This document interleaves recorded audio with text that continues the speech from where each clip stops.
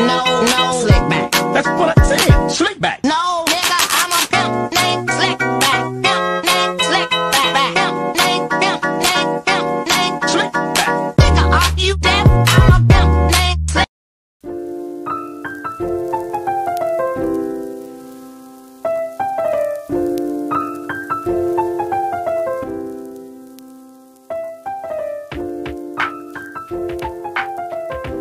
Istilah kognitif berasal dari kata cognition, artinya adalah pengertian atau mengerti.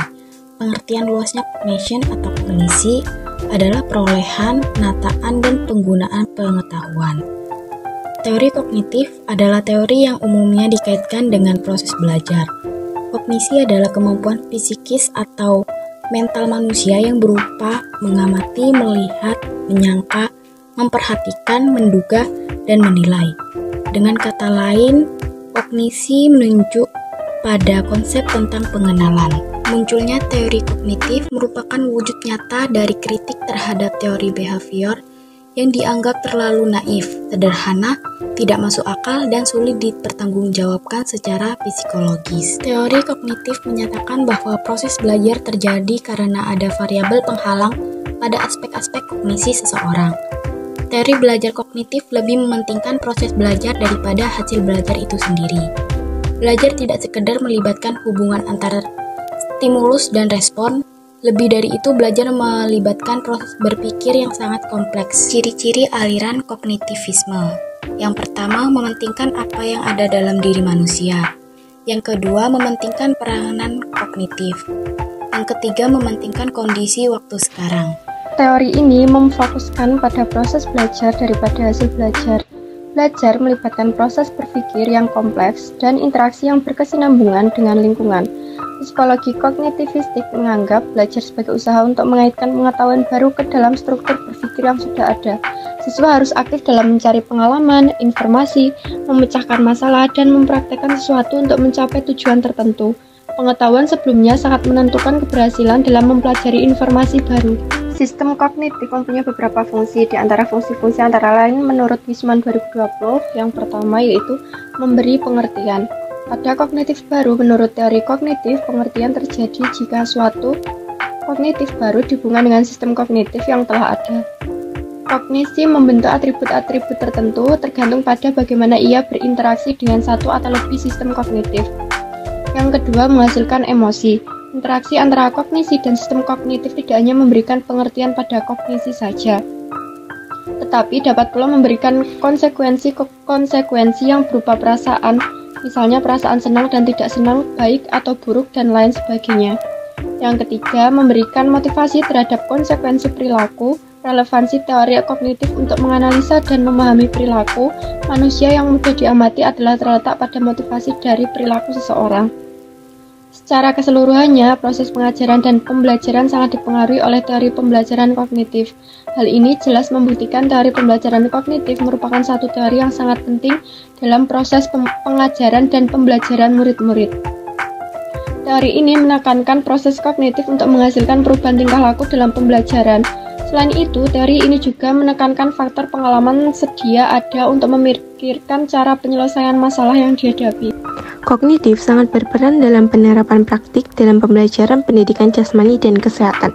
Dengan memberikan pemahaman, maka akan berpengaruh dalam penerapan dalam pengambilan sikap saat menerapkan teknik dalam aktivitas olahraga, sehingga dapat melakukan gerakan dengan benar tanpa pengawasan yang berarti. Menerapkan dalam permainan. Berikut tahapan praktik kognitif dalam aktivitas keolahragaan dari kognitif afektif automatisasi. Piaget membagi proses belajar ke dalam 3 tahapan, yaitu yang pertama, asimilasi, proses pengintegrasian informasi baru ke struktur kognitif yang sudah ada.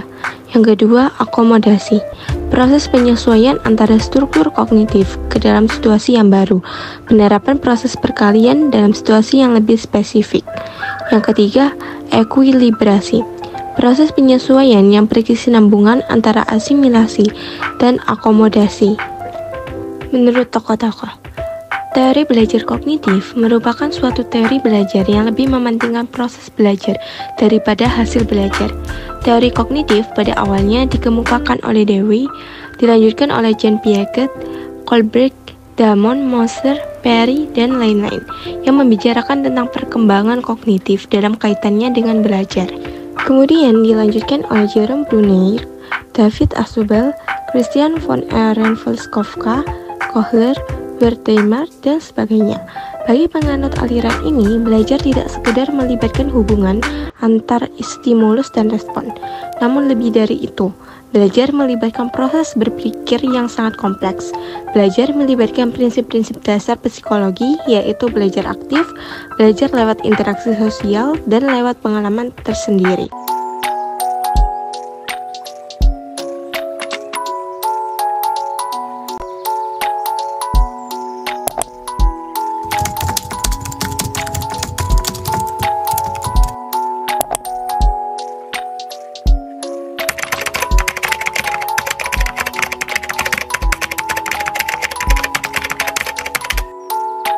Di sebuah sekolah bernama Sekolah Cerdas, seorang guru sedang memperkenalkan konsep teori kognitivistik kepada murid-muridnya yang penuh antusias. Hari ini kita akan belajar tentang teori kognitivistik yang menekankan pentingnya pemrosesan informasi, pemahaman konsep, dan penerapan dalam kehidupan sehari-hari.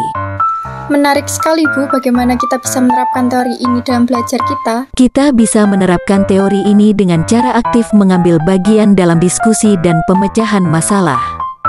Sekarang, mari kita berdiskusi dalam kelompok-kelompok kecil tentang bagaimana teori ini relevan dalam kehidupan kita. Suara ceria dan penuh antusiasme, berdiskusi dengan antusias tentang konsep teori kognitivistik. Mereka membuat peta konsep dan diagram untuk memperjelas pemahaman mereka. Beberapa hari kemudian, salah satu murid, Aisyah, mengalami kesulitan dalam memahami pelajaran matematika. Dengan sabar, guru, suara lembut namun tegas, memberikan bimbingan kepada Aisyah dengan menggunakan pendekatan teori kognitivistik, seperti mengaitkan materi dengan pengalaman nyata Aisyah dan memecah masalah menjadi bagian-bagian yang lebih kecil. Akhirnya, Aisyah berhasil memahami konsep tersebut dan dapat mengaplikasikannya dalam pemecahan masalah sehari-hari. Dengan senyuman, Aisyah berkata, "Terima kasih, Bu. Saya jadi lebih percaya diri dalam belajar." Dengan menerapkan teori kognitivistik, murid-murid di Sekolah Cerdas belajar dengan lebih efektif dan mampu mengaplikasikan ilmu yang mereka pelajari dalam kehidupan sehari-hari.